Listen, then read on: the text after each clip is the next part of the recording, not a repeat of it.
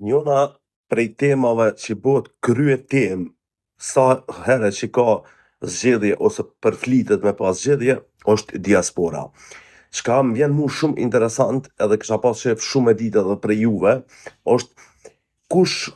është që ky person, që ky grup i njerëzve që e merr drejtën se e ki pa e marrin gjithë bajrakun, na diaspora kena thonë diaspora, kena fol diaspora, po kujt dini ju çka do të bëj diaspora në zgjedhje? Kënd do ta votoj, si do të veproj, pse përdoret si gogol, si mjet për me friksu një palë tjetër, e po tash një diaspora e shet ti, diaspora nuk janë monster, nuk janë lugata që me ardhë dhe me thonë rrugës se tash ku dhe diçka bëhet kur vjen diaspora. Diaspora janë njerëz që prej lartit e shohin Kosovën ndryshe, kanë një këndërshim tjetër, votojnë kënd ta dojnë, nuk është me rëndësi, e kanë të drejtë kushtetuese. Pse do duhej gjithmonë me përdor si një farforme për ta